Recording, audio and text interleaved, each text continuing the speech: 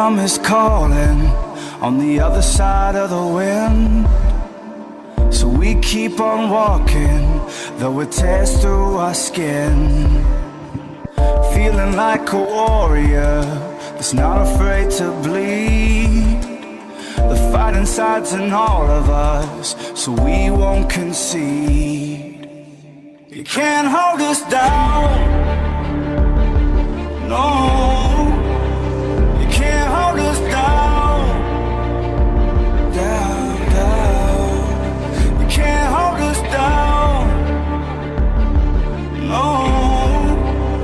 You can't hold us down, down, down, yeah. Down, down, down, can't hold us down. Every day's a battlefield between the light and the dark. Angels and demons try to tear us apart. Heavy on our shoulders is the weight of the world, but it makes us stronger, though the pain it burns. You can't hold us down, we never give up. Walking through the fire and the flame can't hold us down. This when the going gets tough, we're tearing through the metal chains. Can't hold us down, down, down, yeah. Down, down, down, can't hold us down, down, down, yeah. Down, down, down, can't hold us down. You can't hold us down. You can't hold us down. You can't hold us down. You can't hold us down. We never give up. Walking through the fire and the flame can't hold us down. 'Cause when the going gets tough, we're tearing through the metal chains. Can't hold us down, down, down, yeah. Down, down, down, can't hold us down, down, down, yeah. Down, down, down, can't hold us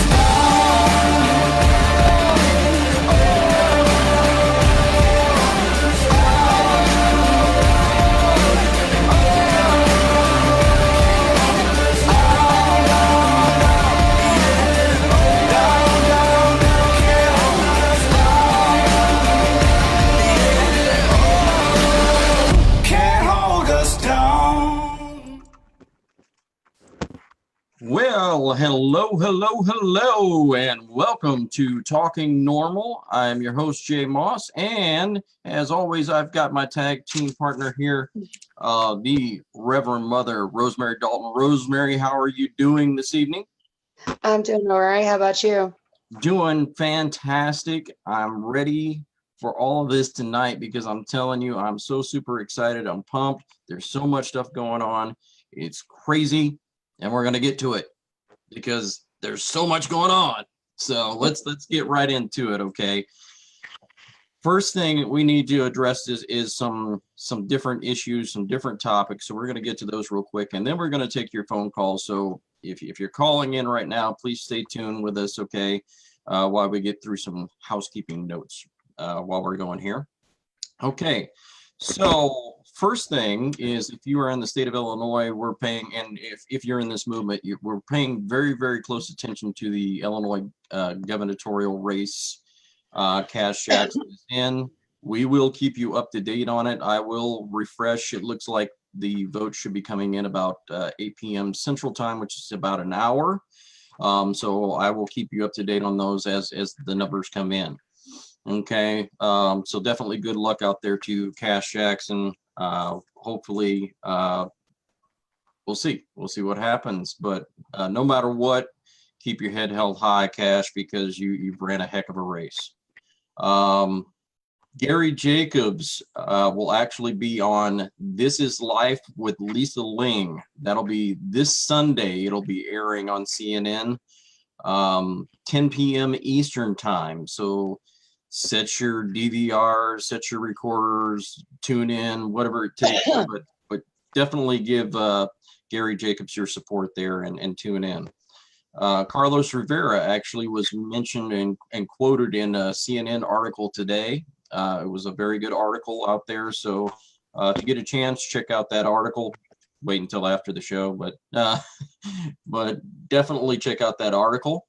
Also, our good buddy there, John Schneider, who was on Dancing with the Stars. I know he just got voted off, but he did an amazing job. And he actually got a chance to get his story out there for the mainstream to hear, which is very, very good. A lot of his stuff is on alimony. It's a very, very high amount. He spent real time over this and several other things. So he got his story out there to the mainstream, which is very, very good. And hopefully we'll be seeing him shortly. All right. So also another housekeeping note, Veterans Day is coming up also this Sunday. I know that I am a veteran as well as several other people, and I can tell you it's nice to hear every once in a while, thank you for your service, those kind of things. So make sure if you're out there and you see a veteran or you can assist a veteran in any way, please do so. Please show your support for them.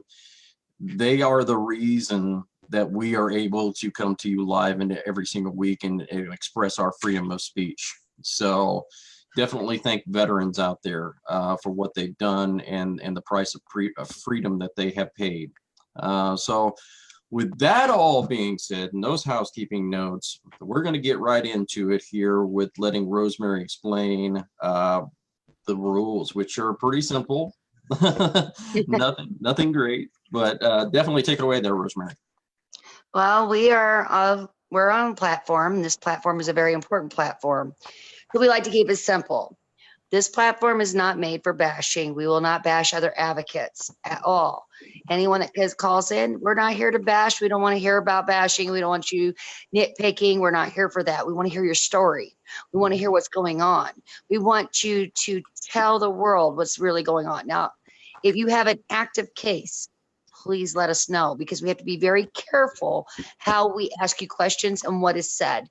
We don't need a gag order on you. We don't need to jeopardize your case. So it's very, very important. You want to tell something, that's fine. You got some news, you want a case, the winning cases that are closed and you won your case, your kids are home. I want to hear about those cases. I want you to call it. I want you to share your stories. You want to say something nice and positive and keep people upbeat and inspire them, call. I want you to call. But if you got something negative to say, just stay away. Right. Because I will block you. I will censorize you, because it may be freedom of speech, but we're not here for bashing and bringing people down. We are here to bring you up. And that's what we're here for. That's what this platform's for, is to bring you up. So if you're not here to help us bring you up on a positive note, to give some kind of inspiration, there's no reason to call. If you want to talk about anything you want to talk about how to make a bologna sandwich, that's fine. That's cool. You want to talk about how to make a child's bed appropriately, that's fine too.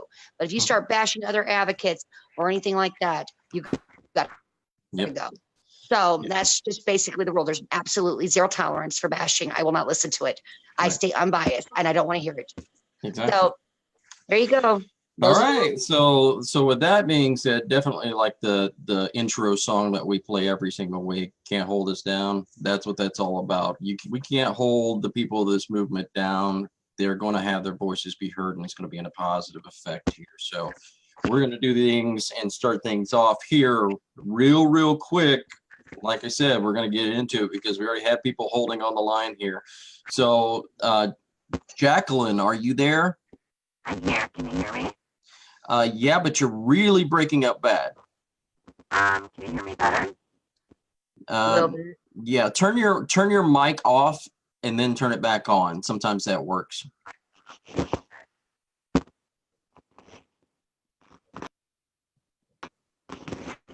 Okay, how about now? Yeah, it's still really breaking up. I'm not sure what's going on with your mic. Let's. I don't know if you can actually do it or not, but why don't we do this? I'm gonna skip you real quick, and then I'm gonna come right back to you, okay? And maybe you can log off and then come back in, and I'll try and bring you back in as soon as we can. Once we get your mic situation taken care of. Okay. So I'm gonna hit mute on this one here. Let's unmute Miss Thompson. Miss Thompson, how are you doing this evening? Good. Can you hear me? Yes, yes, we Loud and can. clear. Okay. I thought I hear myself echo, but I don't hear anything. So, okay. Yeah. I was just wondering if I'm new at this. So, Okay. Well, what would you like to discuss? What's on your mind tonight? well, I have had a lot of issues as well as you have, and in pricing my commentary between the mix of us family law reformists and civil rights defenders. I can't tolerate, like these other people, just can't tolerate anymore. The amount of people that are ignoring the common citizen. We have so many people that are not having their voice heard. Right. And, you know, it goes over and over the same repetitive record. It's just a complete broken record. And we had a huge turnout this year, but people are, again, not even voting with the right intent. And there are people like me who are extremely frustrated because even with the higher rhetoric and the higher, affiliates of the white pillars of the community that end up pushing in and always get in every time into these higher positions as our Senate leaders, our House of Representative leaders, our governors, our attorney generals, who could definitely, again, the attorney general is at the top. They can overtake our family law cases. Just like that. I was reminded that again this week, speaking with an attorney. But they always get pushed in on a popularity vote. Right. And if you look at one way to change the way the elections are going, because today was a huge day. We had a huge turnout. People showing up as early as 6, 5 o'clock, waiting in line to get in to vote all across the United States in different places. And if you look at, and sorry, my breathing's bad. I have a bad kidney, that I sometimes I like to say about medical abuse story because it's really getting out of control. But today, with the elections, the only way that you and I as a citizen are ever going to have our stories acknowledged to a point in any courthouse across the United States of America to where we can resolve our problems that we're frustrated about. And that's why we're here today, right, talking, is because we're trying to resolve these problems, is we get the right issues addressed. In one specific way, again, this would be a legislative poll that they could pull in. One way they could pull it is make a law, okay, that would state that before the elections ever occur, within a certain amount of months, there has to be some sort of a public event that lets every single candidate of every single party have a chance to speak, okay? So Right. that, for instance, if Rosemary ran to be a libertarian governor, Japheth was our governor here, gubernatorial candidate in Missouri. He didn't get any airtime. I wouldn't even known he was running if I hadn't checked the libertarian ballot. Now, so there's no way to build even another opportunity. And if you look at this, the way I see it is, you have a U.S. House of Republicans, a U.S. Senate, and they say, oh, one can overrule the other and help get the right notion to the president to get signed or vetoed, right? What we want to pass. Well, if you look at it as a Democrat Republican party, the red or the blue, if you throw in a purple party, okay, a libertarian, and the others, you instead of 1 out of 2 chances to get the right candidate, you have 1 out of 3, right? So the more chances, but again, you don't want to go by a party. It's as stupid as an immature as a high school student, that says, I'm rooting for the Chicago Cubs, but you're rooting for the Chicago Bears. You see, it may be a different ball team, a different, even football versus whatever. We have to focus on the issues at hand. If we, the people, that's the first step, Jay, and you guys can talk about that, but we, the people, if we want to step forward, we have to step back. Okay, they can't see the forest for the trees, right? They keep beating their head into another tree every time they try to take a walk through the forest because, again, they're rooting with a little cheerleading flag, one that's red and one that's blue, and it doesn't matter. What matters is the details of each specific candidate running for office. Okay, so if, for instance, in your county, like St. Louis is an area where there was a huge, outrage of Ferguson, right, and made world national news. Okay, now, and their attention got on that city, and let me tell you something. I sensed that before I never resided in St. Louis, but there's a serious problem in that city with the police versus the people. And I'm just saying that in general, okay? I've not lived there, but I could sense something. I live there. You can sense that too. Okay. No, I live here. I You know. witness it. Mhm. Okay. Okay. So when the outbreak hit, I was praying and pleading that God protect each and every one of those people that were outraged, because that community of people, that Black community of people, there was a majority of Blacks, right? They have more love for each other. You know, if that happens in a white community, white man gets shot, nobody throws an outrage. But the thing is, that has been going on for, it seems to me like over a decade, from what I've heard. Right. And I was in the ER, okay, right before that outbreak even hit. I was in town because of my kidney. I was trying to get in. I was desperate. I went off to St. Louis to get my kidney looked at because my breathing was getting bad. You know, all these, it's a wasting disease that I have. And it was something that just kind of an anomaly that showed up. I was born with it though. But Okay. like I said, that's another whole topic tonight. I think just focus on elections and what you guys have on your agenda. But I mean, Right. they were already talking in the waiting room of the ER about how they were so angry because I mentioned, I said, isn't that strange? They have to have, it's odd, they have to have a policeman waiting outside the ER waiting room, you know, all the time, a public policeman, not, you know. And I thought, well, it's a big city, I understood, but there was just something, you know, you could sense this feeling, the animosity. And when I was downtown in St. Louis, the same thing. And I never, ever in my life had felt that. Since that encounter, I have felt that in one other city. They have changed. You know, the United States, the whole entire culture has changed. So what you and I are trying to do is plant cultural seeds of positivity, of nonviolence, really. Right. You Yeah. know, because we have to end that war. And I started an amendment type. You know, it's kind of like an agenda, show an agenda of where I'm going and where I'd like other people to go in the same direction. With the trifecta amendment, we have the Amendment 28, Amendment 29, and Amendment 30, Amendment 30. Mm-hmm. There are 27 current amendments to the Constitution, and I'm no legal expert. I've never been to law school, but 28, I said came with this catchy little clause. Amendment 28, end wound rape. Amendment 29. Police don't cross the line. Amendment 30, let the private courts go. You know, and I'd like to see each one of these politicians. That's one thing I'd like to be able to ask them before they even got on the ballot, is what are they planning to have? If they could add, that'd be one good question. If they could add 3 more amendments to the Constitution, what would they be? What are they so infuriated about? What are they so, you know, almost to the point of hostility about?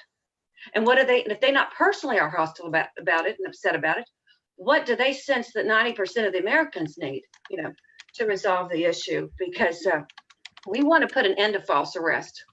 We want, and hostility, again, anytime someone wants to put someone into any type of institutionalized care against their will, they are committing a felony if they follow through on it. Okay, whether that's a mental institution, whether that's a prison institution, whether that's a foster care institution, okay? Whether that, just because a child is underage, you know, and does not give them that right to go against the legalities, because a policeman will tell you right off the bat, if you're a domestic violence boyfriend, held you, or girlfriend held you hostage in any room of any hotel or any part of your house against your will beyond a limited amount of time, they committed a felony. Right. Okay. Yeah. And Ms. Thompson, what I'm hearing from you, number one, I mean, I've got to, you know, there's a lot of things that you talk about all at the same time. So I'm gonna break some of these down here. What you talked about during the first part was elections and how really everybody should have an equal access to that platform and that format. If you have, doesn't matter what political party that you're on, absolutely you should have equal access to be able to do it. And I believe that what you're saying is absolutely true. And I believe that what you're saying is absolutely 100% true to this fact. When we looked at, let's look at Illinois for example. Illinois, this was the record that has been set now. $248 million was spent on the elections for the gubernatorial race. That's a record. $248 million. Can you imagine if everybody had the same budget that Cash Jackson went and ran for? Okay, so let's say, for instance, everybody had 12, 13, 14, $15,000. And that's it. That's all you could use was those campaign finances.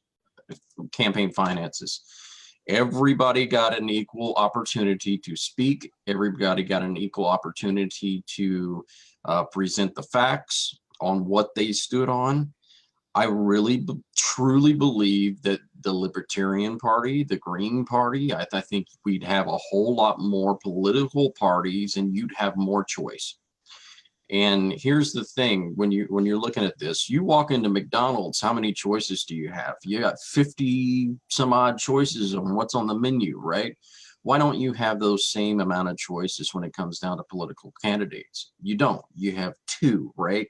Right. Two real main parties. And that's not real, that's not real ethical when we're talking about it.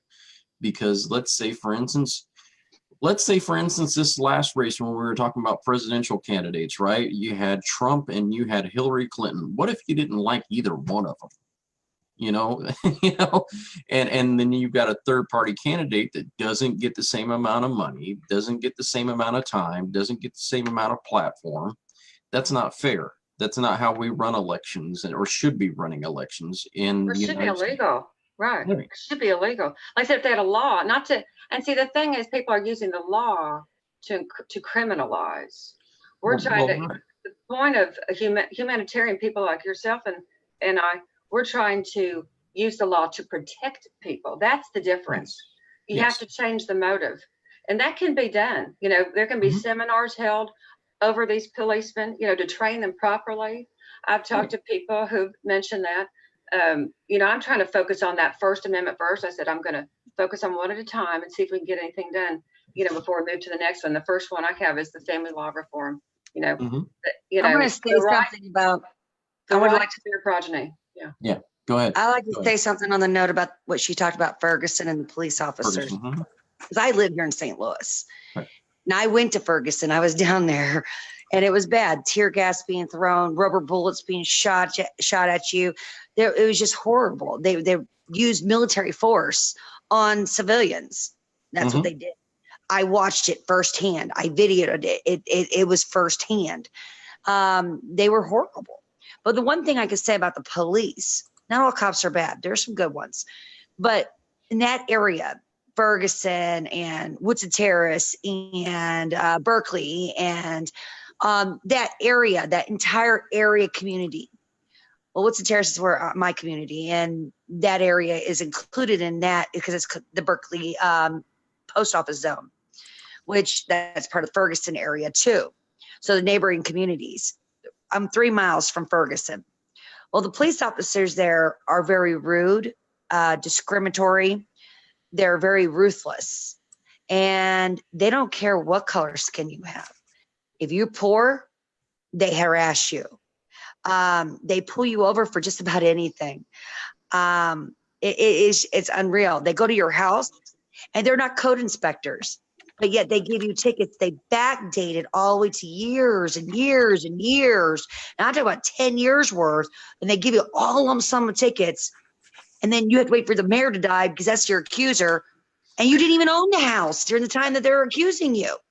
That's how bad. They come to your house. They come in there. They start taking pictures of your property. Well, there's an invisible fence there. You own your property. They don't.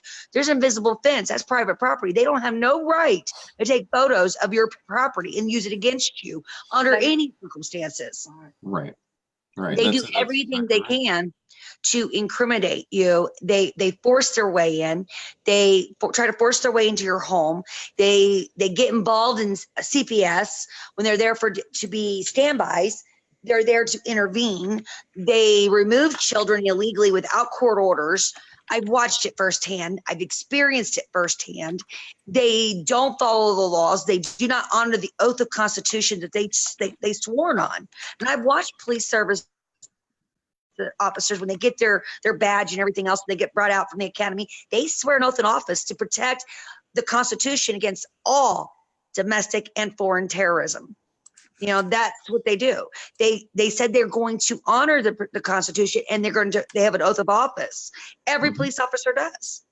And the same as the military. They are sworn in just like a military soldier. They are trained like military soldiers.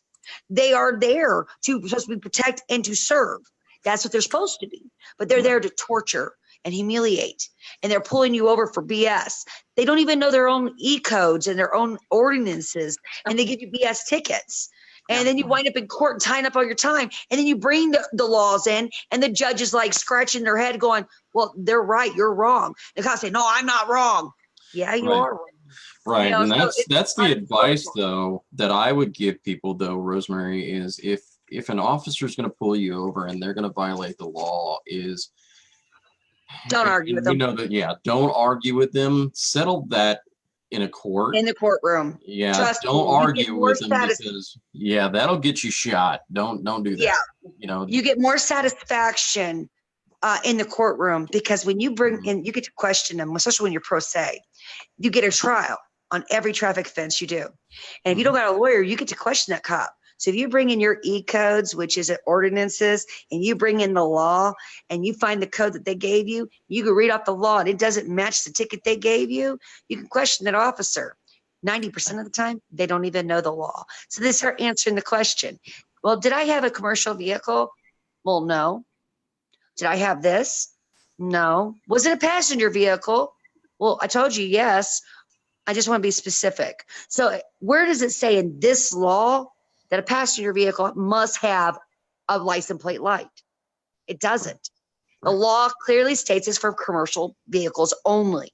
It is not for passenger vehicles. So they give you a ticket for a no license plate light. There's a law that protects you on that. It's for commercial vehicles. I did that in court because I got a ticket for that. And my light bulb was working. Just had snow on it, so they couldn't see the light. Showed the judge. The judge said I was absolutely right. Told me that he dismissed the case. Prosecutor got mad, objected to it. He says, no, I need to see this. Prosecutor's over there, and then the cop had to come over. He brought the cop over, had to show him, this is the law. And it was more embarrassing for that cop and prosecutor than it was anything because my case got dismissed. I did it without a lawyer. I had to pay nothing, and they were humiliated. So, yeah, it's more satisfactory in the courtroom than it is to argue with them on the side of the road. Just know your laws. Yeah, absolutely. So I definitely want to make sure that I get to some other people who have called in here as well. But Amber, is there anything else before we let you go that we can address here? Well, can I address a comment both of you guys made? First, Sure. first since Rosemary just spoke, but it is true. There's an unspoken sixth sense that most every human being has. You can sense a dog when it's scared. You know, sense a dog when it's about to attack. You can sense those cops are about to attack. And I just like a wasp even. I mean, I've been out, snorkeling in the ocean. I could sense danger and I turn around, there's this big barracuda. You get that same feeling. I know people have told me too, they feel like they're being arrested and they look around and there's a cop that just pulled in upon them. And one way to avoid them, just FYI to everybody, because I feel so sorry for everyone on that concept of Rosemary's commentary, is that one way to avoid them is, again, you don't talk to them, but also don't let them get behind you when you're driving. If you see one gets behind you, get off the road. I'm serious. Take another turn and see if you can get them to where they're not behind you, because if they're behind you, they're going to flash their lights and they're going to pull you over, and they will make an excuse up and they will possibly arrest you. They did get rid of the quota in Missouri for arrest. You know, there used to be that arrest quota where they had to arrest so many people, they had to give so many tickets. And I don't know what exactly is now, but a policeman recently told me that that's not so. But you know, I don't follow every legislative referendum, but right. And what you said, back to what you said about the McDonald's, you know, sign, if you go to McDonald's and you have 50 things to order, well, you're saying, okay, you saw Jay Moss, Dalton, Japheth, we have Cash Jackson, all these different candidates, but we don't know, you know, like Senator Claire McCaskill, we've heard about them. We heard about Josh Hawley in the state of Missouri. But there's so many people we don't know about. You see what I'm saying? I didn't hear any of the live debates between them. Yeah, those are two issues by law they need to address. They need to open up the door where every single party is seen, and that they go in and let the people not just have, like I mentioned that idea of saying what would be the three amendments you would add to the Constitution. But you know, I would say, what are the issues of your hometown where you live? Like, for instance, in Ferguson, it would be different than what it is in Columbia, or what it is in Southwest Missouri, or what it is in Central Illinois, or wherever. You know, they have different issues in every area. So those issues should be brought up to those political candidates, and they can speak about exactly what they want. And honestly, to get an exact outcome in office, the only way to get that exact outcome is if they sign a contract between, if they decide that, okay, this is what I'm going to say I'm doing, and I'm really going to try to follow through on it. Like, I'm not going to take away your guns in Ferguson, even though, it may be dangerous, because if across the state of Missouri, for instance, if you live in a small town out in the woods, you've got to have those guns to protect yourself, because there are criminal cops, and that's just how it is. In every county, there's at least probably one, and they switch them over sometimes. Exactly. If you live out in the country, you need those guns for those damn mountain lions and those bears. Right. But again, Exactly. if they run for office and they say they're not going to take away your guns, or a more specific issue would be, are we going to allow, and this is the issue right now, are we going to allow politicians, and they have, I guess, in the state too, across the board, across the nation, they have allowed that each state can address you when you're at a doctor's office, or they can pull you out into a court and ask you specific questions about your mental health, force a psych eval on you, and take away your guns. They can target and discriminate against specific individuals. Now, see, if you ran for office, we'd say, Mr. Jones, you have to sign off right here, a contract with us, that you're not going to be allowed to do that, and you will not go against our policy, that Right. we cannot have our guns taken away due to a psych eval. Now, with exceptions, there could be specific exceptions, if Right. they're criminals, people are feloniously proven. We have other callers. Repeated offenders. Anyway, thank you guys. But thank you guys. Thank you so much. We appreciate it, Ms. Thompson, and we'll definitely get back in touch with you very, very soon here. Okay. All right. So I'm going to go ahead and get here removed. Okay. And we're going to go ahead and see if we can't get to the next caller here. Real quick, if it'll let me. It's been playing some weird games with me tonight for some reason when I try and promote a panelist. There we go. All right, so let me see if I can unmute here. And Will Holder. Will, how are you doing this evening? Oh, not too bad. Awesome. Awesome. So what's on your mind, brother? Oh, not much other than it seems finally we're starting to get traction with the CPS movement, where they're actually starting to pay attention to what we're doing. It seems to be a whole lot more than what it was when I started with a lot of the people about 2 years ago. Exactly. Exactly. And Not many than what it people. was 20 years ago, I'll tell you that. Well, Exactly. they didn't have technology like they do today either. Exactly. And I know that there was some confusion on a lot of things that just came out recently with the Families First Protection Act. I want to say Protection Act. And basically it was part of the Buchanan, what do you want to call that? The Buchanan law. So it's taken effect. It was part of the omnibus bill that was put in place by President Trump. And I guess there was some confusion about, did President Trump know or not? Trust me, if his administration put that bill forward, he knew everything that was in that bill. So don't think that he didn't know. He knew exactly what was in that bill. And the Buchanan Act was part of that, which has the Families First Prevention Act in it. And so what that does is, what they do is if a child has to be removed, and it's supposed to happen, if a child has to be removed from a parent, maybe the mom and the dad, what they're supposed to do is find a family member, and that family member is supposed to be able to take on those children. And That's the law everywhere. They don't follow it.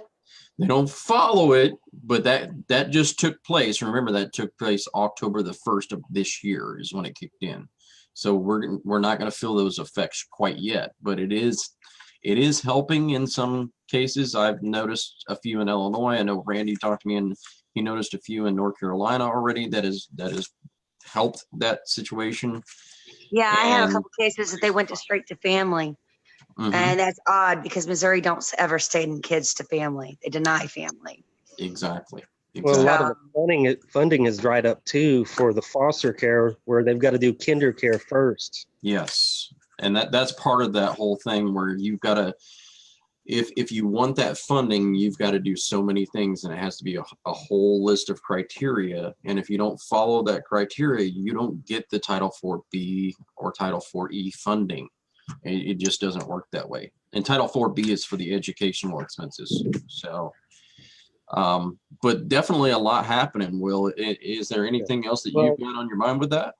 Well, I know in Texas, and I'm hoping other states will follow, they've changed the standard from preponderance of evidence to clear and convincing, which Awesome. gives them a little bit higher standard. Yeah. And Yeah, what each we're state's pushing different. what we're pushing for next is actually make it under the strict standard, which is the same as criminal, to be able to terminate somebody's rights, because it's Okay. a fundamental right. Well, yeah, I think that the standard of evidence is clear and convincing.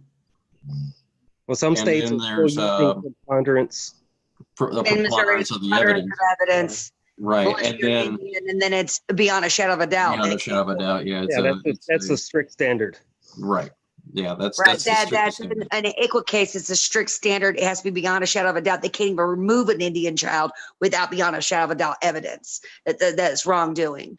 So that's where it should be at on every case, not just on Indian children, but all children. And that's the biggest fight we all have. That's what we want. We want them to restructure the courtrooms where it is like a criminal courtroom, Mhm. where it's not civil. Because when you take someone's kid, you're accusing them of child abuse. You have to prove child abuse. It's a Right. criminal. And there are some cities where they're actually making it where you need to do the criminal charges first, if it goes to that level. Right. Okay. Yeah. Well, I mean, those I think they're standards good of safety nets.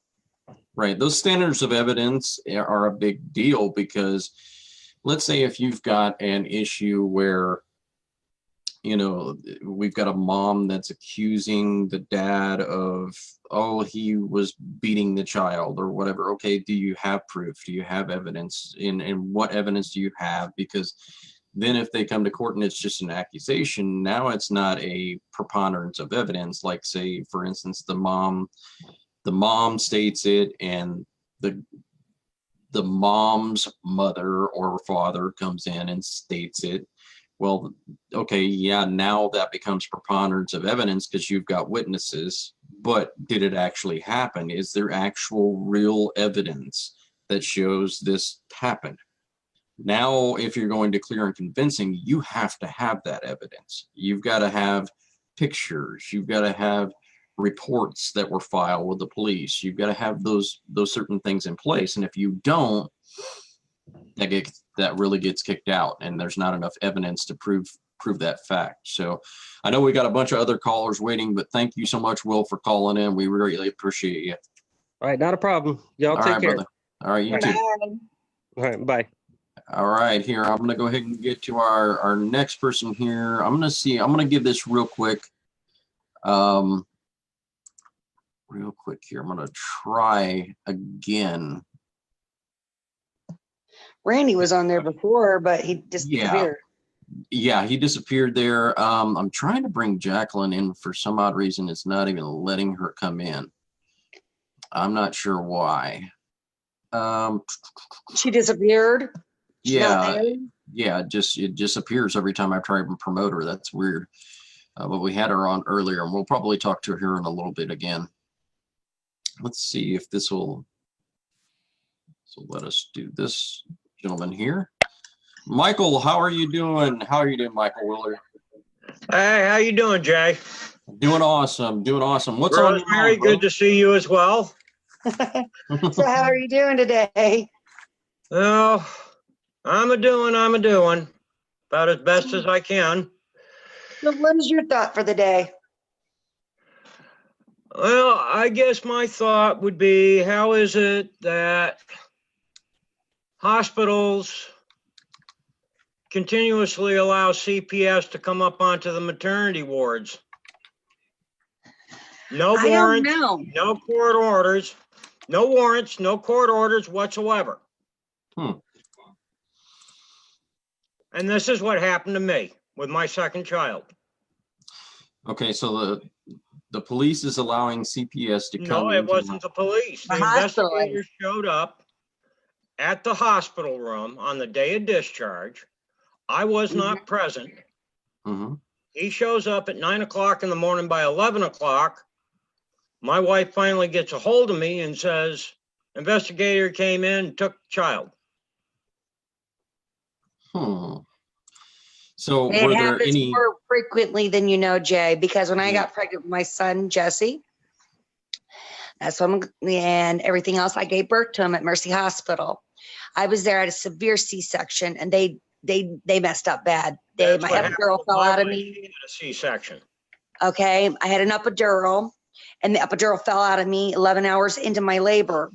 And I wouldn't dilate no more. They wouldn't check my epidural. I was emotional. My baby lost its heart tones.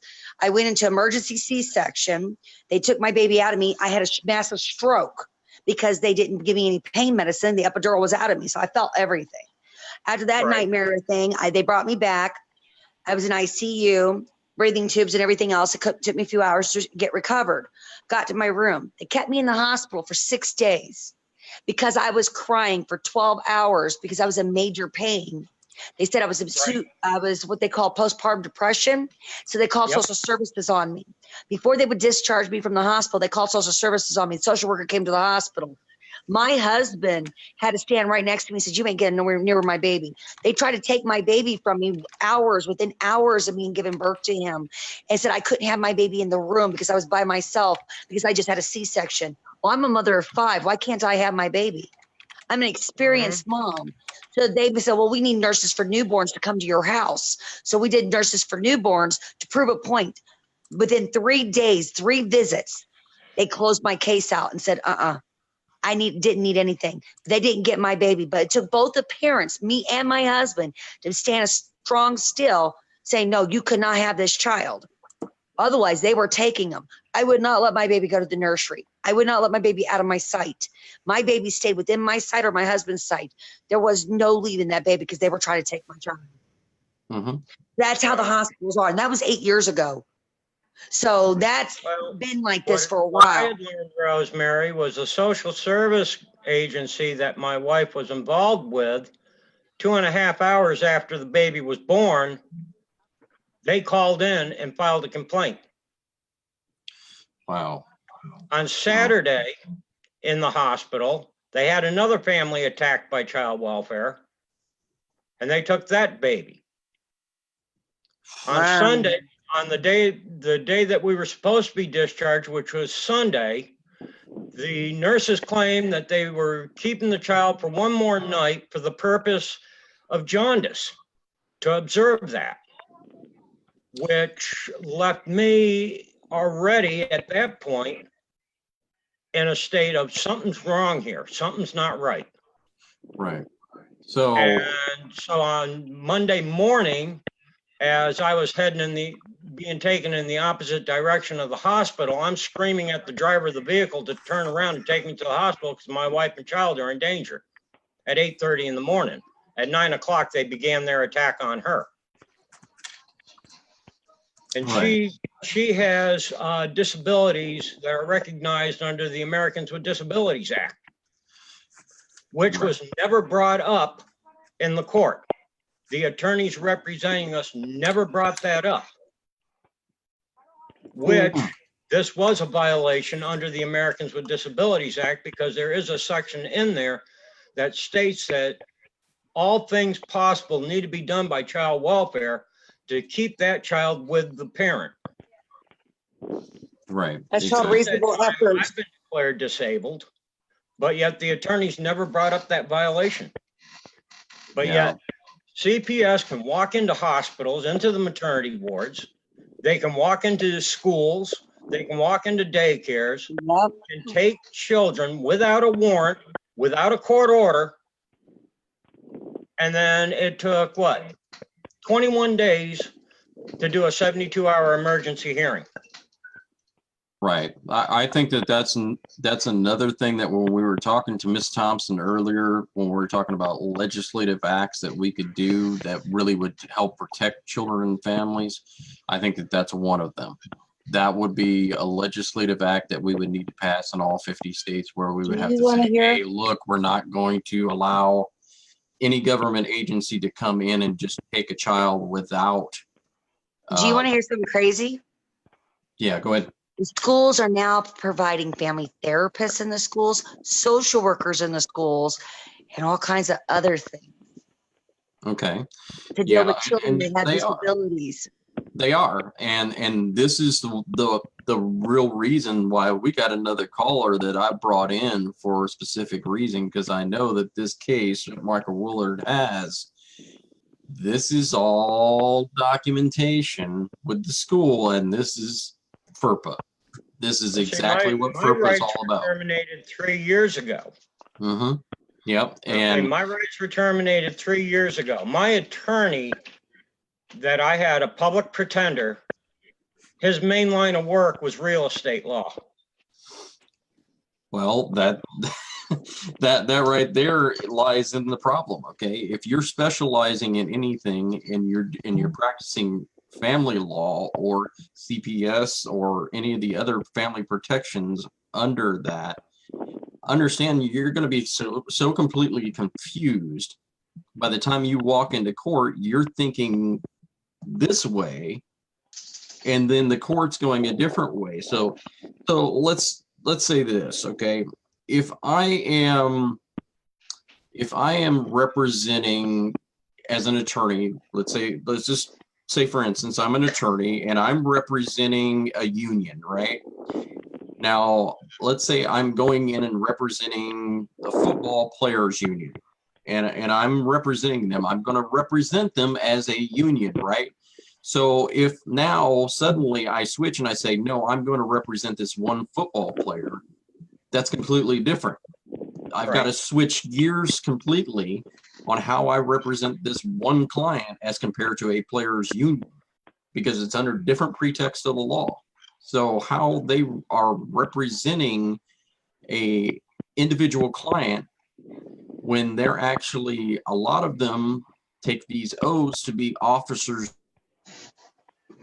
of the court. Well, if you're an officer of the court, whose ball court are we playing in?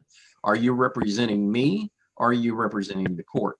So that's what you've got to talk with your client relationship with the attorney that's representing you, that says, hey, look, I'm going to represent your best interest. I'm not going to represent. That's not what he was doing.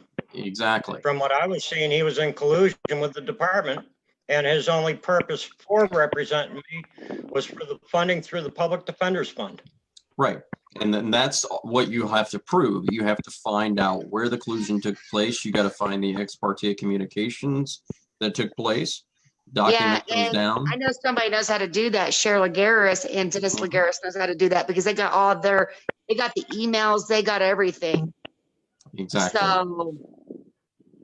So that's how that what I'm gonna say that we need to do, Michael, is we need to get you with Cheryl Lagaris, and she can kind of coach you on how to get that ex parte communication, if there has been any. We need to. Well, I know the judge mentioned at the end of the trial that there was ex parte communications, I guess, between him and the department. Yeah. Yeah, and you need to get As those far emails, as- you need to get that transcript, stuff like that, because if there's ex parte communications, you can have that whole decision. And I think Randy knows that too. You can have your entire decision, but then termination of rights reversed.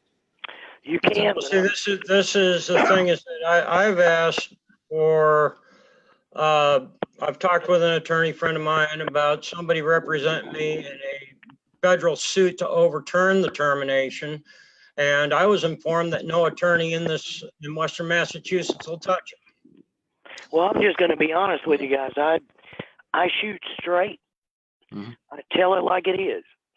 Now, Michael, if your rights were terminated 3 years ago, you have got a battle that is insurmountable, pretty much. Mhm. Nobody's going to want to tell you the truth about this, but FERPA, yes, it will work, but it will only work as long as a parent retains their parental rights. Right. You don't have the same right. Once your rights are terminated, you don't have the rights to the records. You don't have a constitutional right to anything really regarding your child.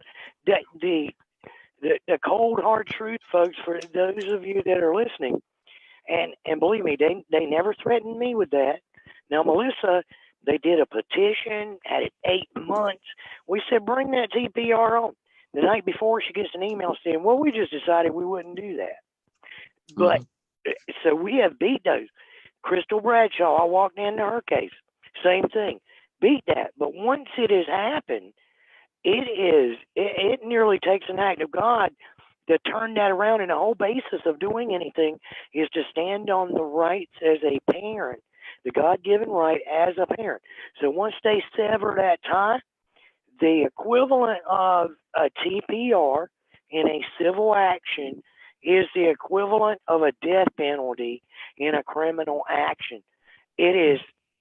Your lawyers are telling you correct, Michael. I'm not saying don't fight. I'm just saying you have got a really big hill to climb. And I'm not one to blow smoke and say, hey, that would be an easy little turnaround. No, it's not. No, it's not easy. It's It's not. not easy. It's going to be extremely difficult. I mean, the good thing for you is, what have you got to lose? You know, the whole thing is you have nothing left to lose. They have taken everything once they have severed those rights. So you don't have anything that you have to worry about or which would preclude you from doing anything, you know, within the laws. So you're got to make them so miserable that they do allow a case to open back up. And I can tell you, I'll give you an example, and this is the one you need to go look at. This was the North Carolina case. It was Union County, North Carolina. Wanda Sue Larson. Wanda Sue Larson is the Union County DSS worker who had a foster child in her home. She told everybody she had adopted this young man. The boy was 10 years old. The cops went up to the house when she wasn't there. And they went up there because there was a stray pig wandering the streets. What the cops saw caused them to arrest her and take the child. And what they saw was this little boy who, this is a DSS worker, who is also a therapeutic foster mother. And what she had done was tied a dead chicken around the little boy's neck and handcuffed him to the porch of her house. So the reason I tell you about this one is twofold. Number one, that little boy is suing right now. It is a massive lawsuit. It's already been filed. Union County is refusing to surrender records, even though they're court-ordered records. They don't want to surrender the records. This woman went to jail.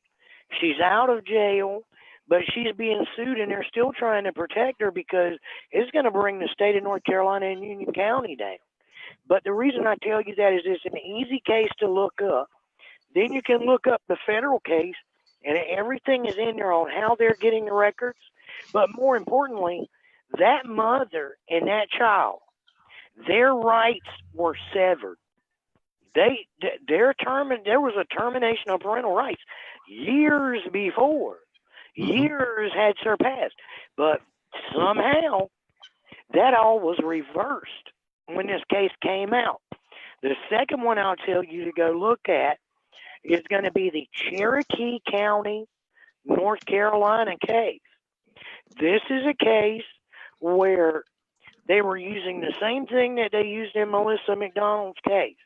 They were using no due process whatsoever, no 7-day hearing, no summons. They basically got a parent in, scared them, then had them to sign what's called a memorandum of agreement. Sometimes it'll be called an MOA or an MOU for memorandum of understanding.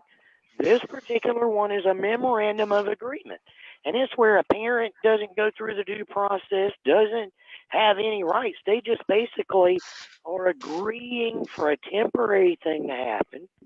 But the state and Cherokee County, they continued this practice for years. So what had just happened, and this was this year, Senator Behringer here, who we're dealing with right now, was involved in this one. Michael, there are 280 cases where they used that memorandum of agreement. And this spanned 20 years that they know about. Now, as it gets closer to now, there was a rapid increase in the amount of cases that were involved with this illegal, unlawful memorandum of agreement. Let me tell you why it's important. Because all 280 of those, they don't even know where some of those kids are. The parents' rights were later severed. Right. They've got to get them back. The lawsuits are flying. North Carolina DHHS, Department of Health and Human Services, took over Cherokee County DSS. They took it over. The county doesn't even run it on its own social services unit anymore because of this.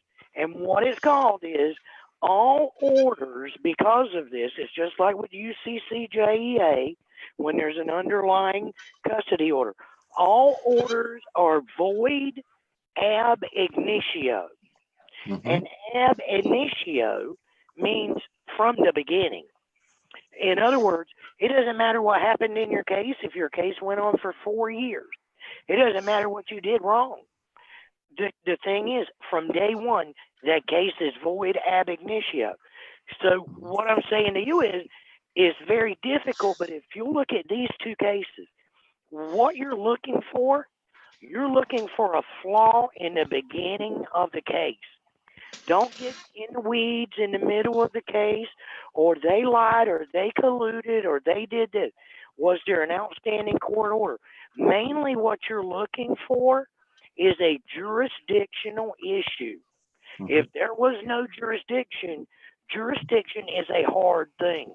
If there's no jurisdiction, nothing that they did matters, and they have to unravel that whole thing. But that's where I would say your search begins, is in the beginning, looking for a flaw, looking for a jurisdictional situation that's going on, or an illegal memorandum, or something that was done so far outside the realm of good behavior and policy that it would reverse everything since then. Exactly. Well, as I was saying to Jay and Rosemary, it took them 21 days to do a 72-hour emergency hearing, which I believe constitutes a violation of the 14th Amendment due process.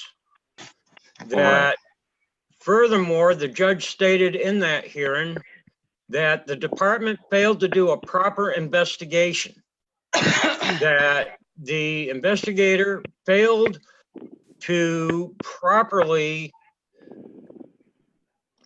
keep the child with its mother, failed to offer any kind of a homeless shelter, because we were living with friends at the time. They offered no homeless shelter. They offered no services whatsoever from the very beginning. Throughout the entire nightmare, as I'd like to put it, there was never any services provided, no supports, no kinds of programs whatsoever. And quoting the social worker, who stated that they could not find any appropriate support services or programs, which the judge stated that he recognized the department committed contempt of court by not reunifying the child. Wow. And I'm going to tell you something, Jay, you brought something up. I'm going to kind of chime in because many people here may not know it, but I just had emergency surgery at UNC Hospital, and now I can speak again. And there's some people in big trouble. I'm not kidding you. But Michael, here's the thing, and it's more for those that are currently in cases, and it's for what Jay had posted earlier about the Buchanan Act, which is now law as of October. Yep. This Family First Act, I hear all these people say, oh, but it still funds adoptions. It still funds foster care. No, the bulk of the money must be to preserve the family. In Correct. other words, That's what we've all been fighting for. what you're going through right Exactly. now, what you're explaining that you went through, when they said, well, we don't have a service to offer you, that's because the bulk of the money was only accessible if they didn't reunify the family or preserve the family. Exactly.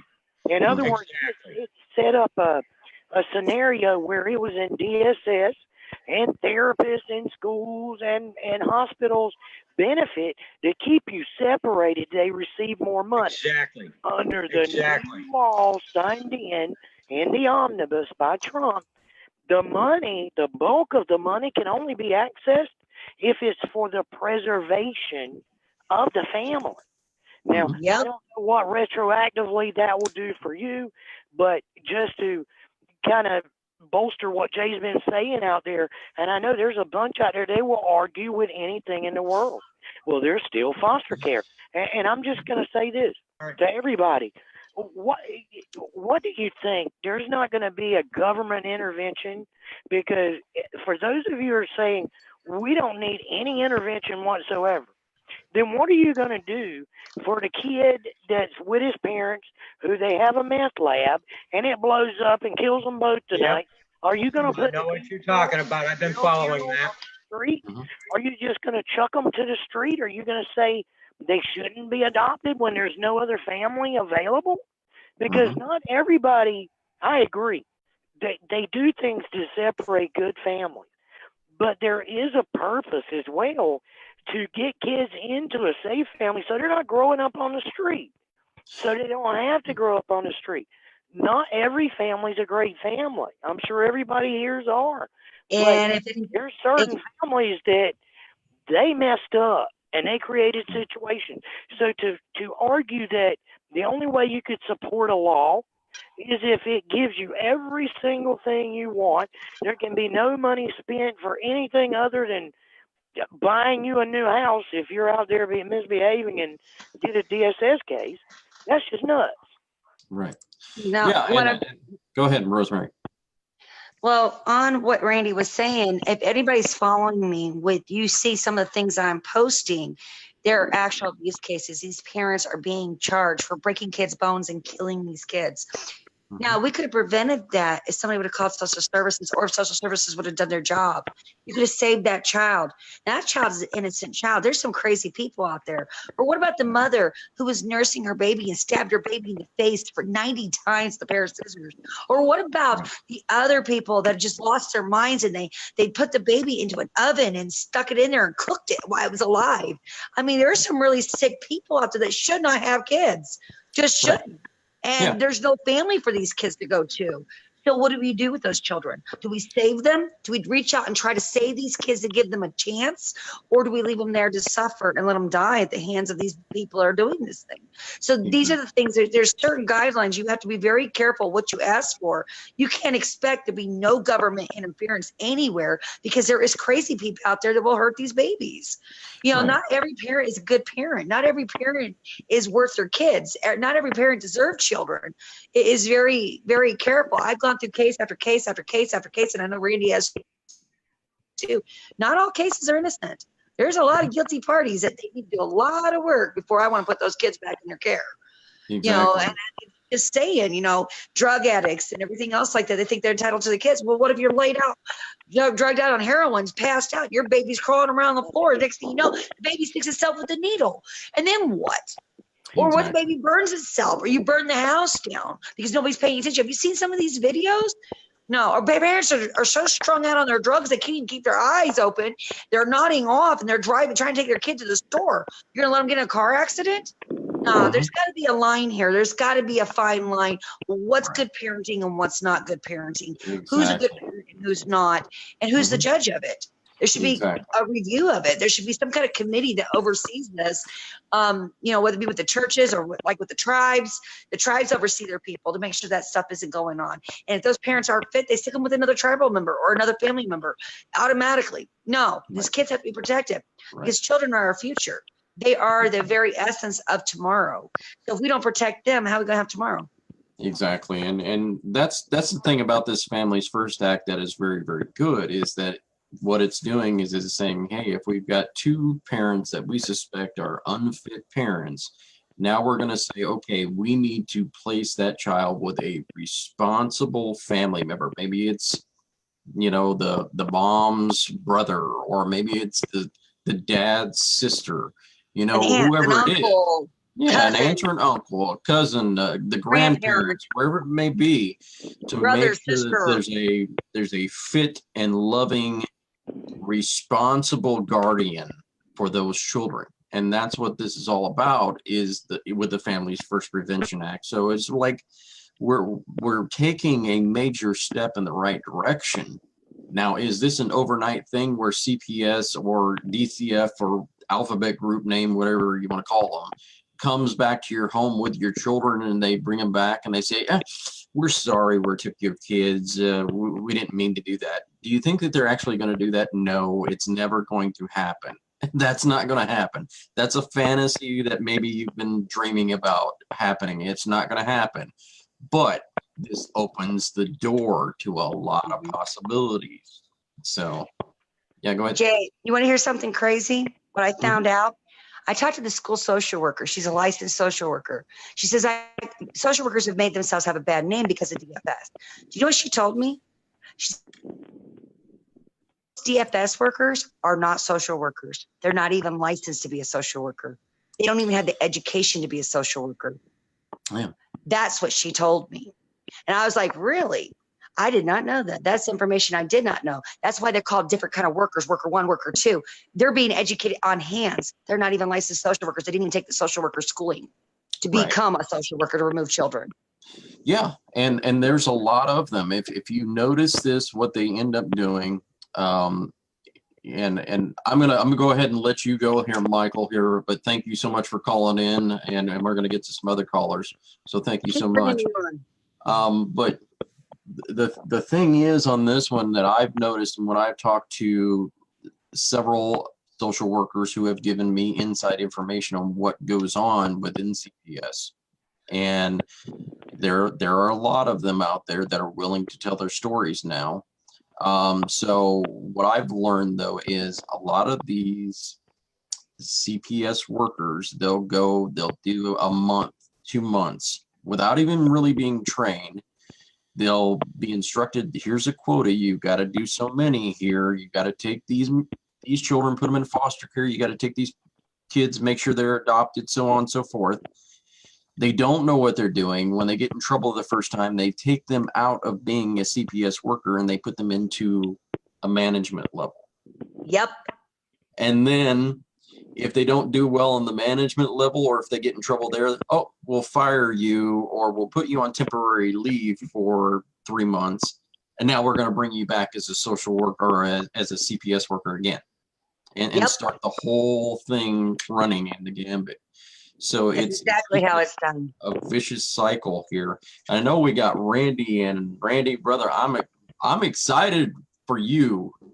So has the voting's come in yet? Did Cash get it or not? Okay, so the voting right now, I'm going to reload here real quick while we're sitting here.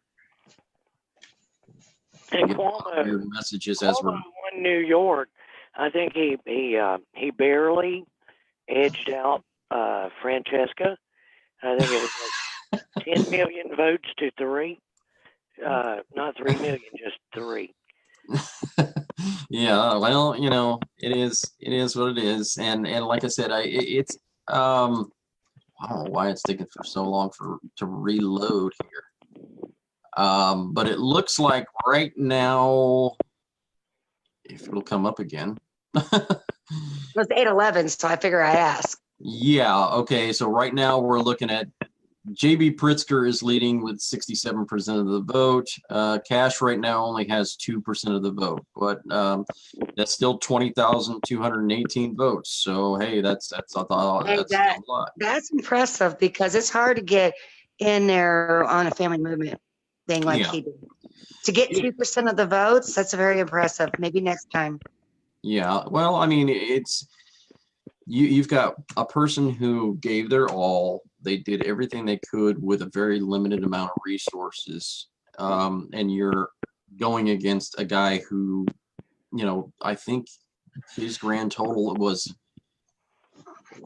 I wanted to say $167 million, $167 million on his own that he had went out there and he put out towards his campaign.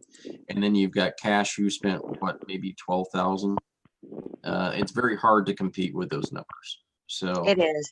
But 2% of the vote is not bad. no, Sorry, it's we're not. moving up. Yep, exactly. So, Randy, brother, I'm so stoked because you got this surgery, man, and you're gonna be back before you know it, and you're gonna be hitting the airwaves again, brother. And then that's what we need. We need more real talk radio shows and video shows that are gonna be hitting this and that help people and don't blow smoke up people's backsides. So I'm agree. pleased.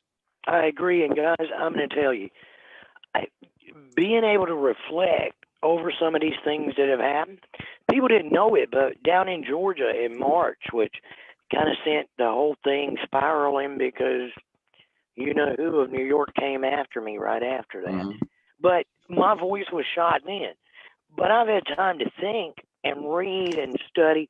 Plus, a lot of things have happened in two major cases right here in North Carolina, two that are dear to me. And the things that have happened, I'm not going to put it all out there right now, but it would make most people would say that couldn't have happened. You would have done the videos. You would have already shown the videos. That's extreme. That is so extreme.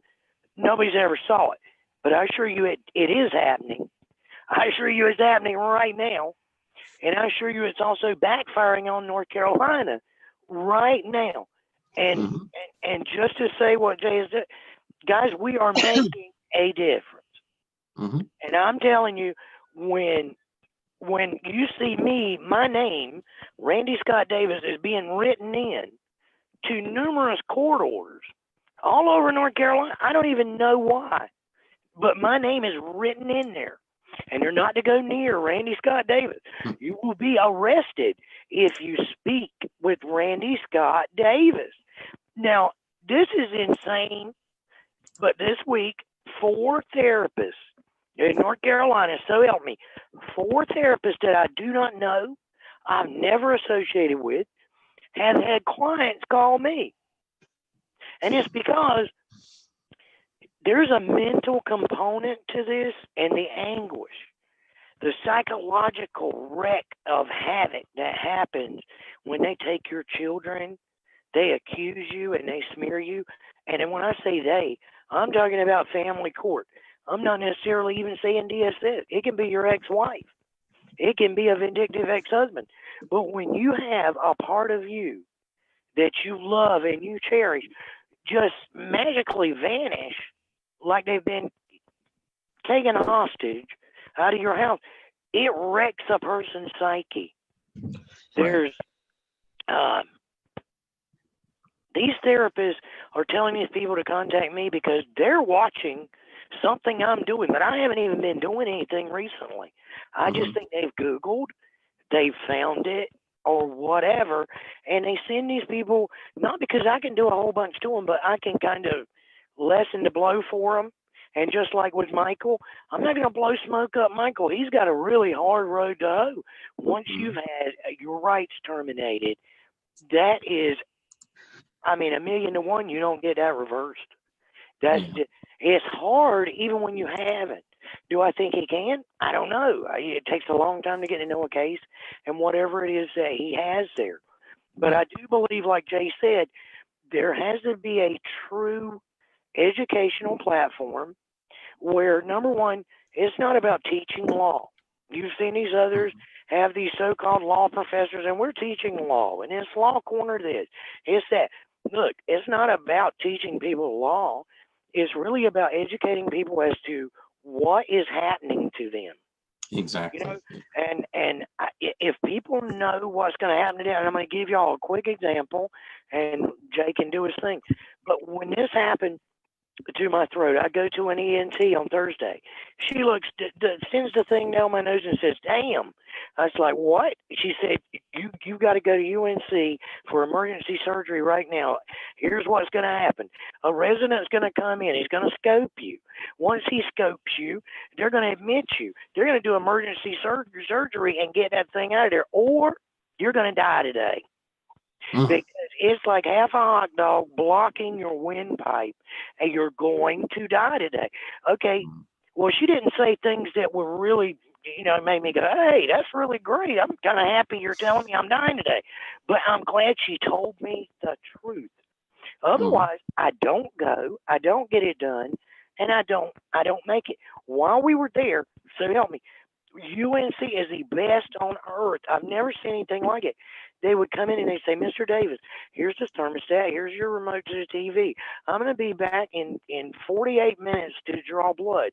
I'm going to put in double number 18 IVs. In the morning, you're going to go to surgery. Before you go to surgery at 6 o'clock, I'm going to bring in toiletries, towels, shampoos, so you can take a nice shower. Here's your menu. You can order anything you want on this menu. Just don't eat after 12. They told me every step about what was about to happen to me. Now, let me tell you why that's important.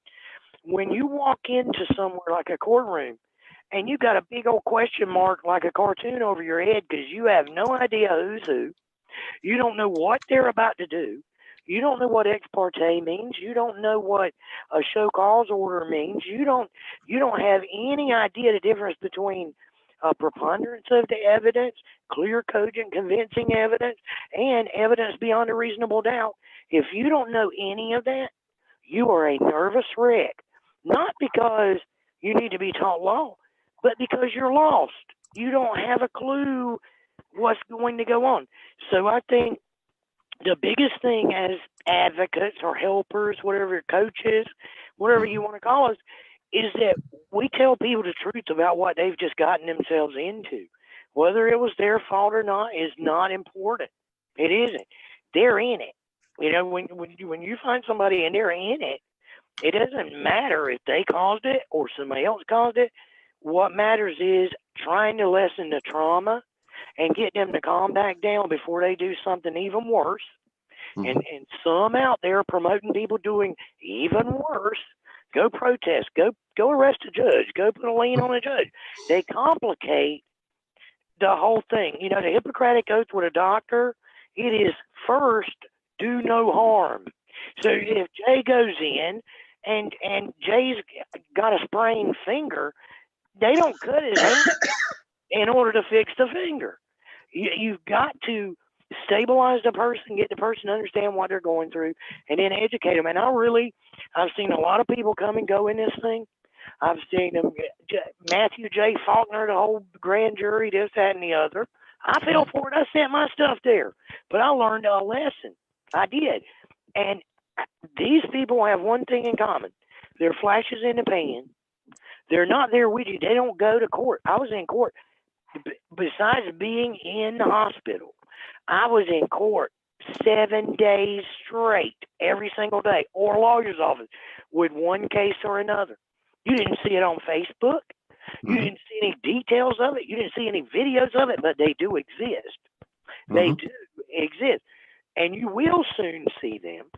But what I want to see us do is be educational, informative, and mainly supportive. Exactly. People who have found themselves in a nightmare. You'd be surprised how many people. It's I didn't even go to some of them's cases. I didn't do it. But I was like, look, this is what is really going on. And this is what I would do. I would look into this and I would research this. And you know something? Knowledge gives you confidence. It does, especially when you know you can count on and believe in that knowledge. So I try my best. There's one fear I have, and that is that there's something I don't know. And that something I don't know would cause me to tell someone something that would make their situation worse. So I believe we've got to start a platform where people can go look it up, see a 5-minute video on something, and then if they need help, they can call somebody who understands that particular topic, and they can hold their hand at 3 a.m. when they wake up in cold sweats and when they can't eat because they have guilt and shame and terror because of what's happening. So yeah, I'm all in for whatever we have to do to make that happen, and I'm ready to go wide open. I Awesome. want to say something real quick. What he was saying, support is one of the biggest things these people need, because I'm going to make it very clear so everybody's listening. When you get into the family courts, whether it be in the divorce or whether it be CPS or whatever it may be in the family courts, when you walk in there, it's not the same as any other courtroom. It's literally hell. You are facing the devil. They're different rules. They're doing different things, and it is very traumatizing because your entire world is being stripped from you. Your entire world is being taken away from you, and as a parent, you fall. And if you don't have the support to help you bring you back up, your emotions damages your case. The judge looks at that and they say you're incapable, you're mentally unstable, and that makes a big frown where that your kids don't get to come home with you. So you have to keep it together, even though this is an emotional roller coaster. An advocate's job is more than just a mouthpiece. An advocate usually can't talk in a courtroom, but an advocate can be there for support, a shoulder to lean on, and help you research whatever you need to help you get through the system. And that's basically, in short terms, what Randy was saying is advocates should be more of a support, an arm and a crutch to help keep you standing up where you're not falling apart. Because when you're in hell, you don't walk out of there the same. You might not be traumatized with PTSD when you walk in, but when you walk out, that's all you're going to have is PTSD. So I tell people all the time, go to grieving counseling, go to trauma therapy. It's needed. Go through a non-contracted person that's not contracted to the state. Go through a sliding scale therapist and do trauma therapy, because you're going to have to get through the grieving process because you have been removed from your child. You're going to need that grieving process or you're not going to be able to fight your case.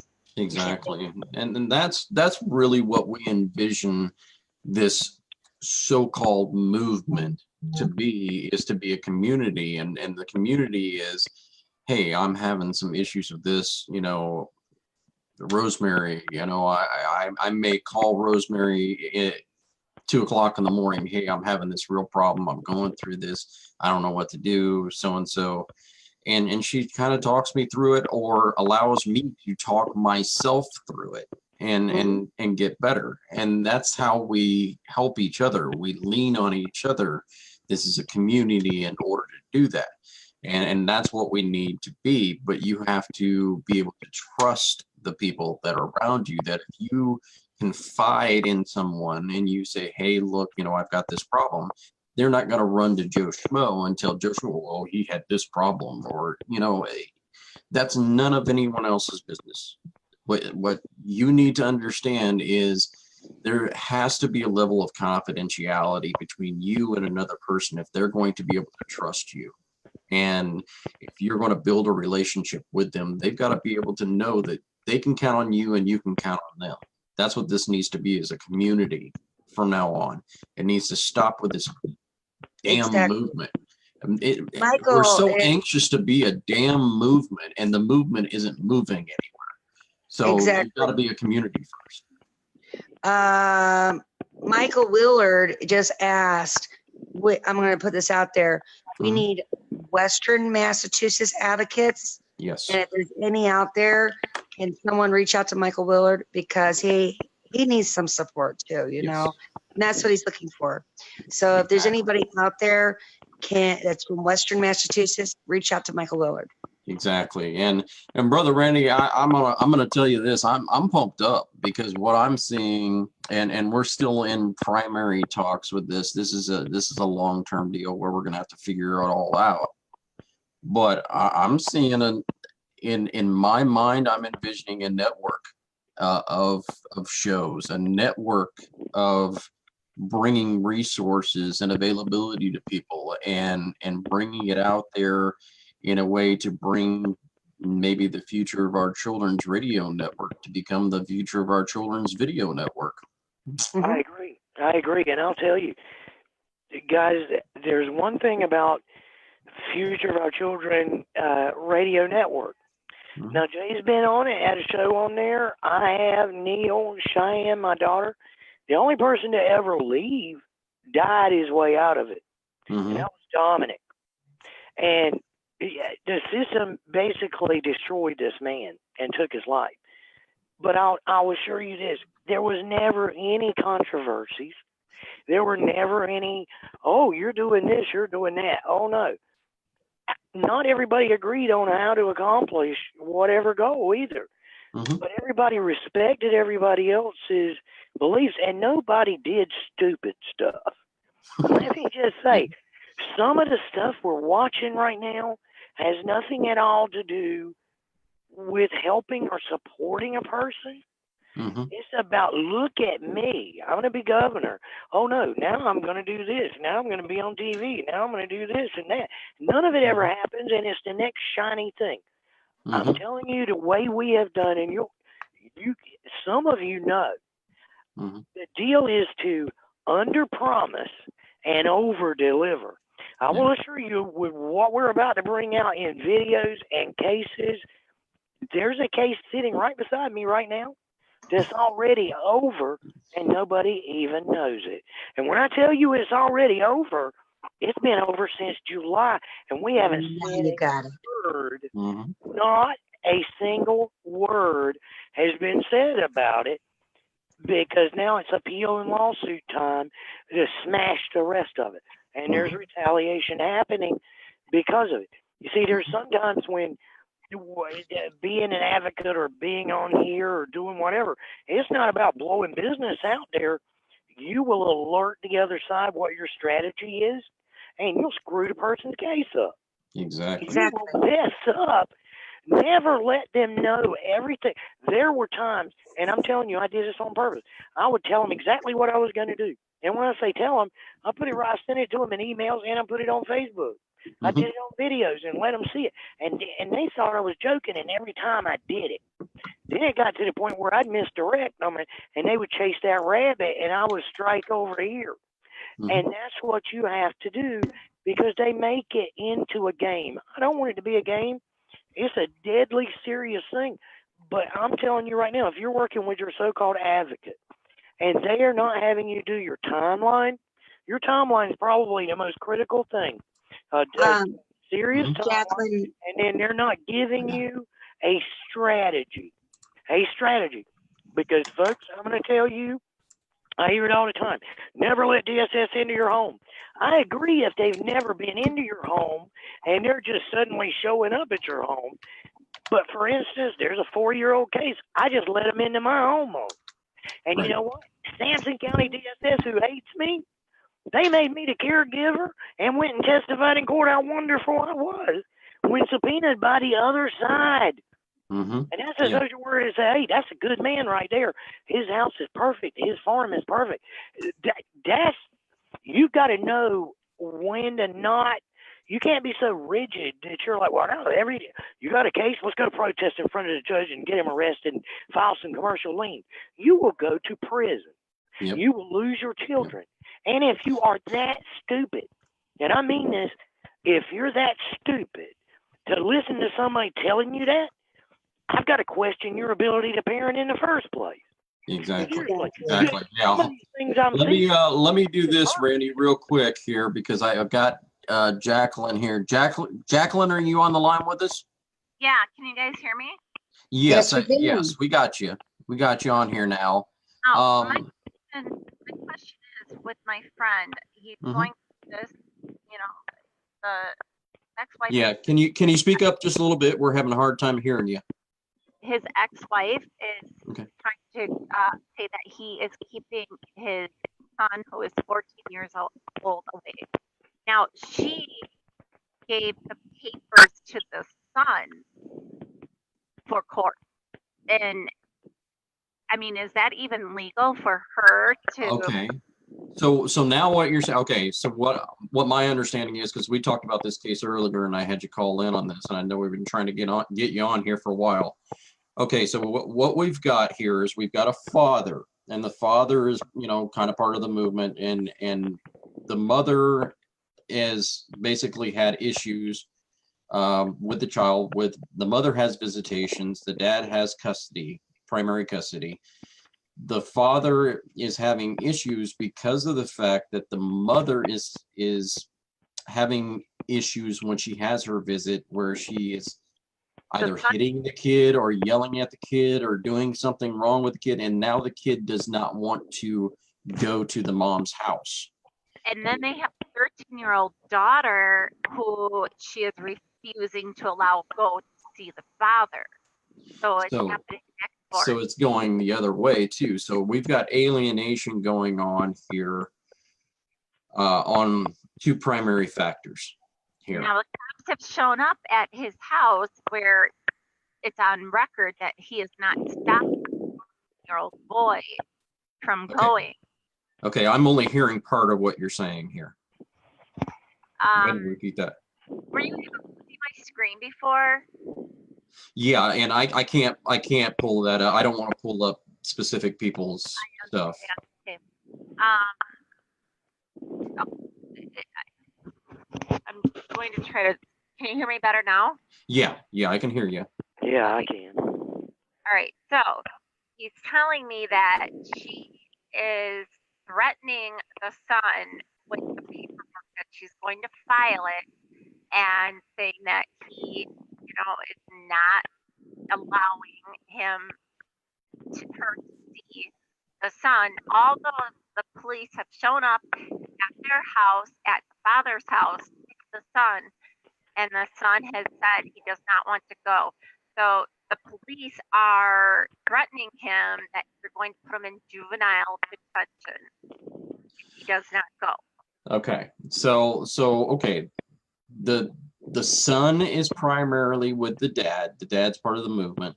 Okay, and mom has had these issues because every time the son comes over to the mom's house, Really refusing to go. he's refusing to go because evidently he's been hit, he's been yelled at, he's been screamed at, there's been fights, there's been police called, there's been a whole lot of ruckus going on. So the son at 14 years old wants to just stay with dad and not go to mom's house. What state is this? Wisconsin. This is Wisconsin. Wisconsin. Child, and I know the Wisconsin law there. A child does not have no right to even deny their right to a parent until they're 18 years of age.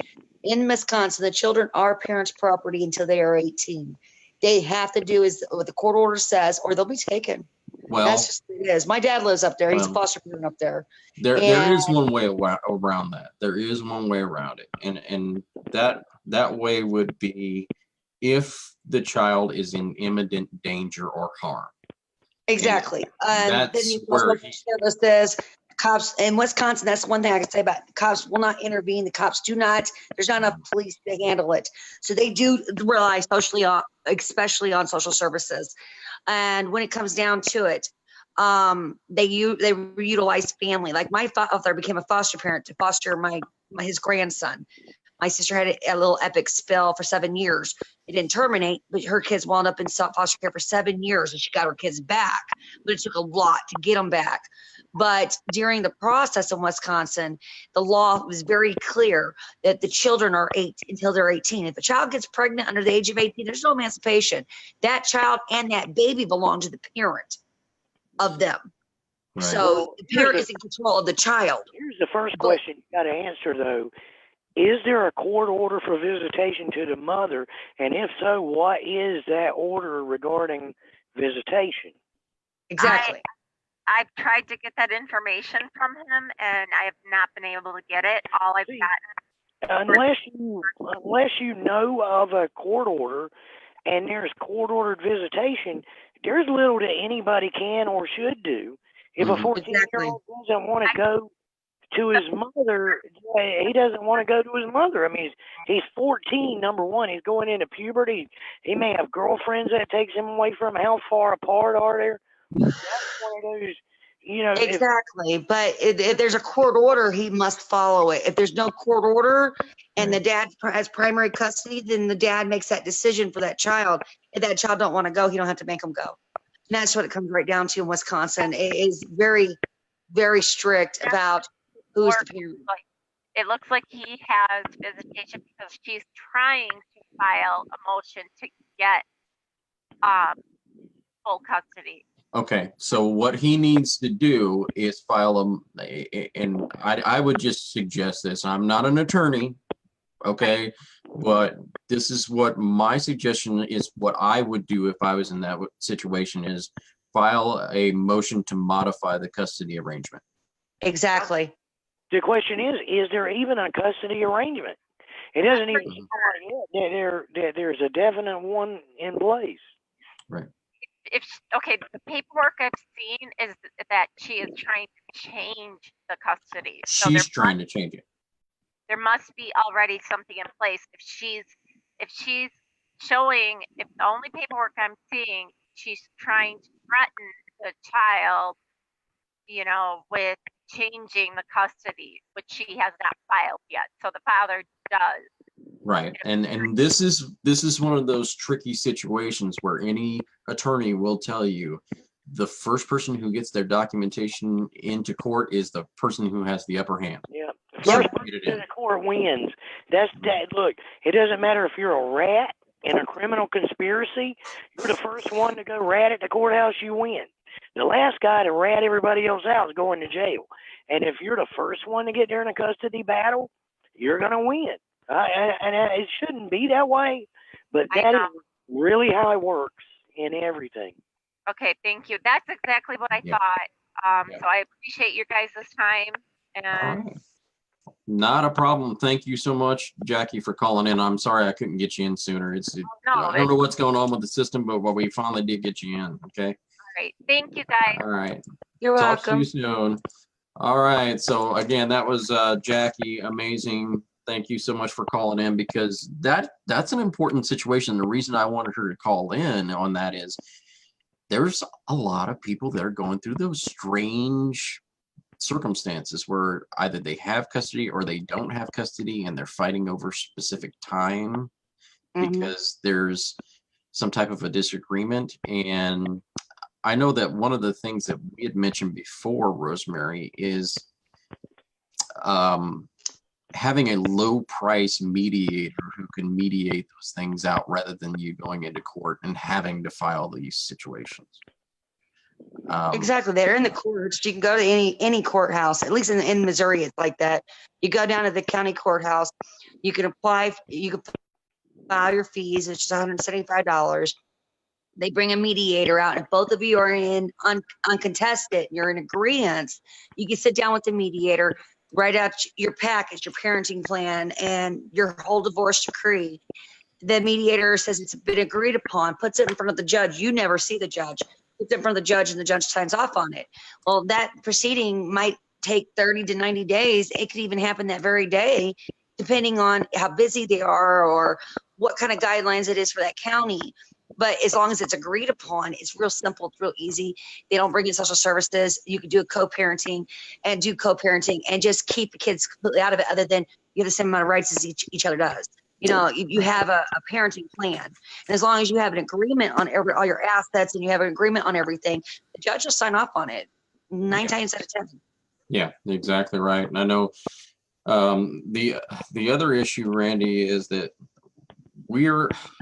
when we started talking about these things, we started agreeing with the fact that this one-on-one thing that we do being advocates, sometimes that's just not enough, because you never have enough time in the day. So what we're talking about doing the maybe hour-long videos, or maybe we're doing certain things. We're going to try and reach people in masses. Is that correct? We're going to try and say, okay, if you have this situation, go look it up. Here is all the information, right? And I'm going to tell you folks, here's the bottom line. I understand there's many people out there saying, I help thousands. Send me your cases. I help thousands. You're not going to hear me say that, and you're not going to hear me say, send me your case either. I promise you, in order to know a case, it's 40 to 80 hours, depending on how long that case has happened. Now, what's the lifespan of that case already? It will take anybody 40 to 80 hours to unravel and understand your case. Therefore, you can't possibly help dozens of people one-on-one at the same time. You just can't. The math does not work. And any of these who are telling you, oh, just come in here and I'm going to do this and fix everything up for you, and I helped, oh, yeah, I got 71 people back in the last 3 months, they're lying. There's no other way for me to put it to you. They're I lying. usually do 3 at a time. It's mathematically impossible for that to have happened. So what we're seeing is this, that number one, if you truly care enough and you're going to be effective, you're going to get so deeply connected with the case that it's going to hurt you when the person hurts. You're going to worry about them when you're at the beach doing something else. You're worried, are they out there about to do something and screw up everything that you've helped them get done, meaning you've helped them through their case plan. You've helped them struggle through whatever struggles they have to get away from toxic people in their lives.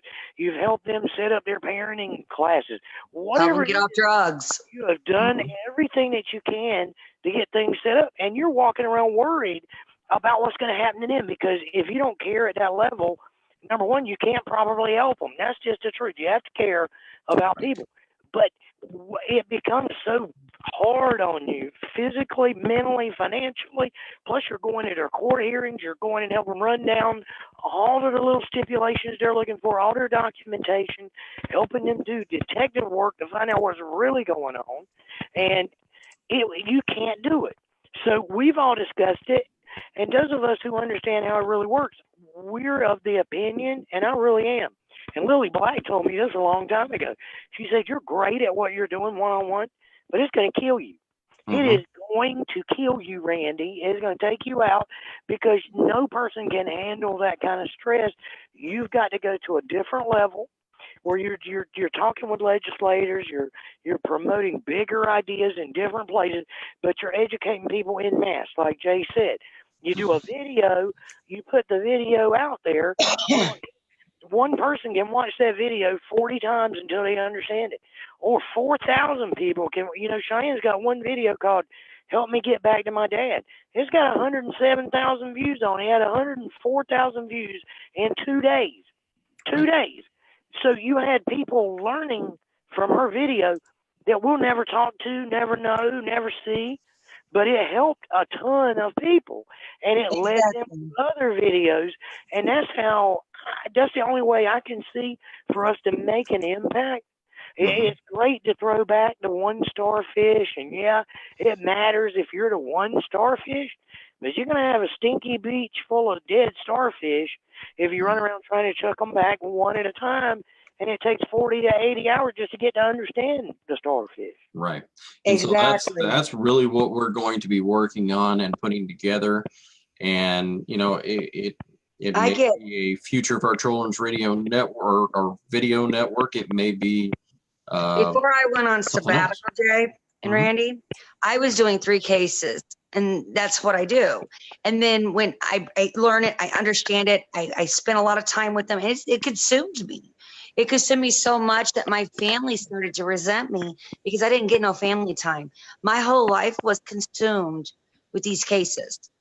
Right. I mean, that's how it was. 3, just 3. And more cases kept coming in on me. And I had to give them to other advocates, find advocates I trust. Hey, can you help me? I can't do this case too. I don't. And by the time you know it, over a 3-year period, with all the advocates that we work as a group, and we work as a group because we're Moffat LLC, and you guys are familiar with it. You guys are part of it. I've even handed cases to Randy. I've handed cases to Jay. I've handed cases to other people. Why? Because I can't do the load by myself. There's just no way. And I have to give the support. I can only take so many phone calls. When I get a call in the middle of the night, that call can last 3-4 hours because it consists of. If another person calls me, I have to refer them to somebody else when I'm on the phone with another client. I have to make sure they're taken care of. So it's a consistent basis. There's no way for one advocate to handle a whole bunch of cases. It's not possible because 3 damn near killed me. And that took me roughly 8 months being in their case. That was towards the end, bringing those kids home. So handing these other cases off to other people in my group, other people in my organization. As an organization, we've brought in over 354 kids in the last 3 years. Exactly. Doesn't sound like a lot, but that's across the nation. That's not just in one area, it's across the nation. And it really isn't a big numbers. But when you're only getting 1 or 2 cases per advocate, how many advocates do you think I have? I don't got millions. We need millions, but We I need don't got millions. millions. Yep. So, we can only handle so much caseloads, because if we start taking on more than 3 at a time, our time is already consumed.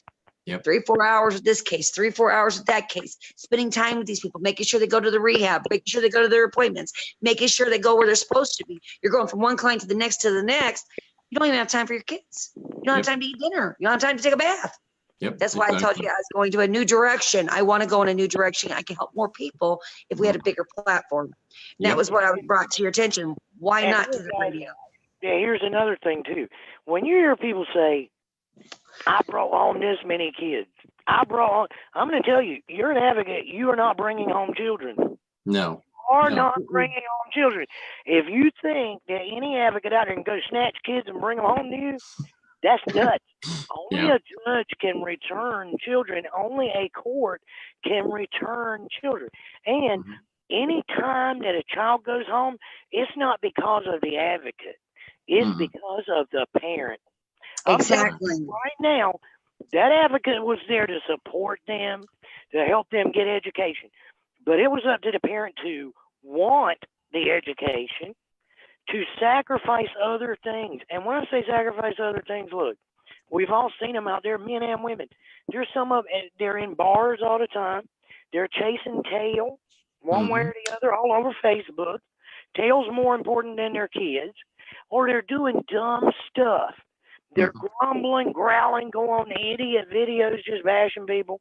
Mhm. If the person is not willing to make the decision, and here's a little training video for everyone. The word incision means it's Latin. It means to cut into. The word decision means to cut away from. So when you say I made a decision to do whatever it took to win my case, that meant you were willing to cut away from all other possibilities.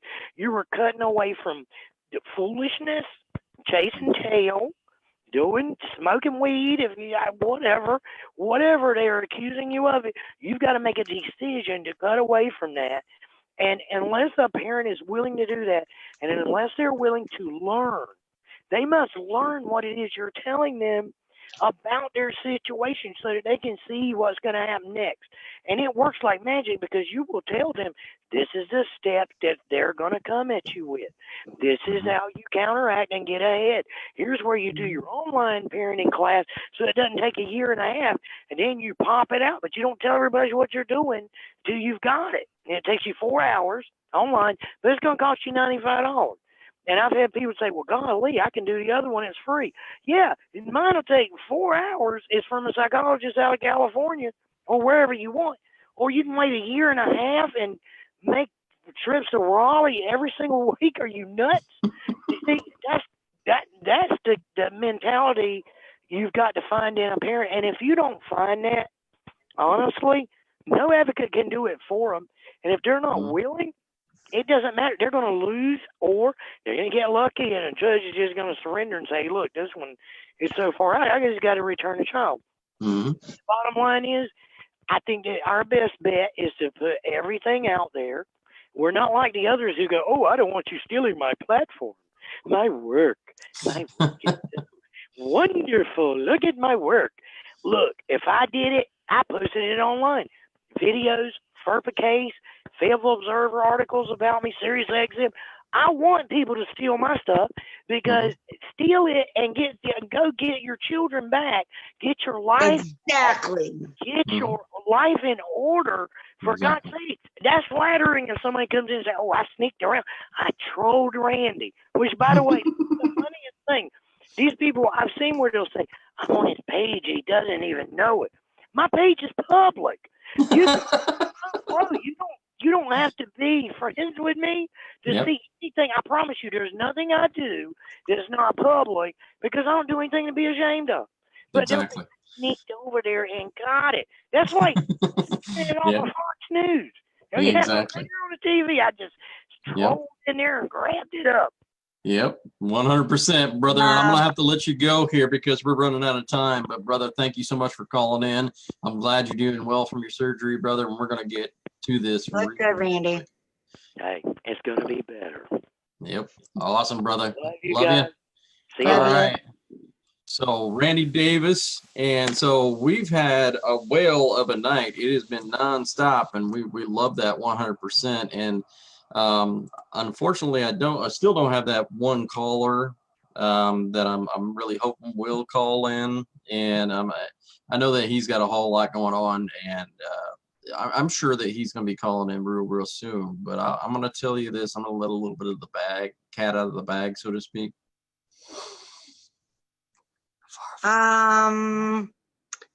There was the Missouri election.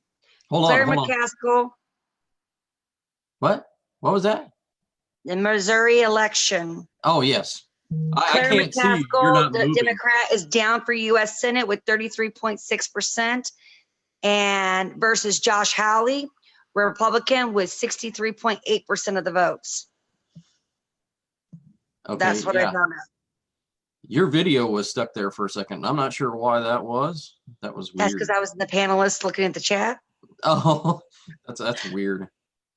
I'm on a phone, not a computer, so Yeah, it does It different. plays some really strange games, and I'm not sure Um, why. Okay. No, but just to kind of close up everything, what elections, voting, it's all important. Revising legislation, going out there and doing that's important. But like we said, changing the platform, changing the way we do things to help educate to hit a bigger mass. That's what I've been telling you all this time, have I not? Yep, exactly. We're getting big. We're going to get bigger, and it's going to be real quick that you're going to see a whole lot of stuff come to fruition, and including one specific thing, insider knowledge, and this is just from what I know, you might be seeing the Far From Normal radio show come back very soon. That sounds really good. Yeah, so keep an eye out for that, and we're gonna get down to things. Anything left before we take off for the evening, Rosemary, that you want to put out there? I want people to know that they're not alone. Seriously, you're not. Mhm. There's a lot of good people out there that do care, that will stand by you. They'll be there to help you, to lean on, just kind of guide you through what you need to go through. Don't feel hopeless. And the most important thing, never give up. I've been saying that for a long time. That's my quote. I put it out there. My video hit viral over it. Never give up. The hashtag never give up is mine because that's where it came from. Yeah. Everybody hashtag never give up because I started that years and years ago. So Yeah. never give up. Absolutely, Keep the fight going. 100%. Your babies are worth it. And that's the way it goes. Your babies are worth it. Keep your faith, stay strong, and bless you all. Yep, absolutely, 100%. And I will say this: be aware. There are going to be a lot of things, and we're going to need a lot of you people being involved in this. So if you are interested in being part of Team TNT, please contact myself or Rosemary. We're going to have a whole lot going on, and we can definitely use you, and we will work with you and your capabilities to help with the programming and the information that we're going to be coming out with to help other people. That's why we're here. That's what we're doing, and we're doing it free of freaking charge. We're making sure that people get what they need so that they can be helped. Okay. We love you so much. And as we always say each and every single week, keep living, keep fighting, and keep talking normal. Love you guys. To the wire.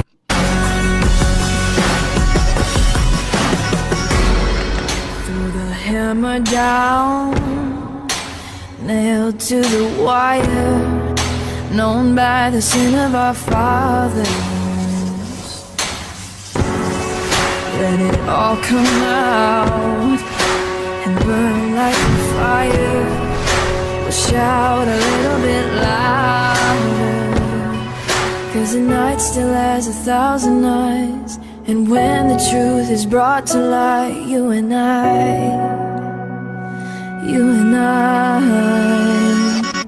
will be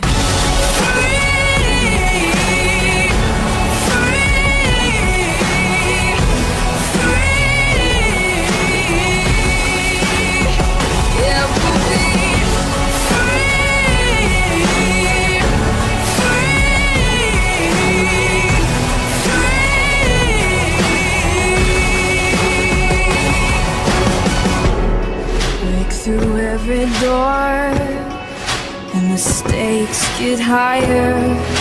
Hard evidence is power. Turn loose a war. Trade proof for the liar. We'll shout a little bit louder. 'Cause secrets tell a million lies, but the truth is always brought to light. So you and I will be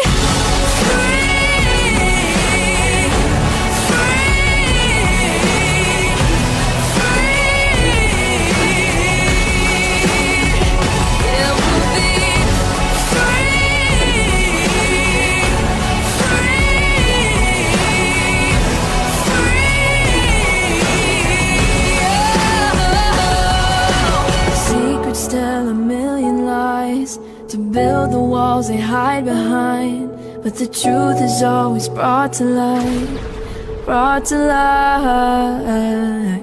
Secrets tell a million lies, but the night still has a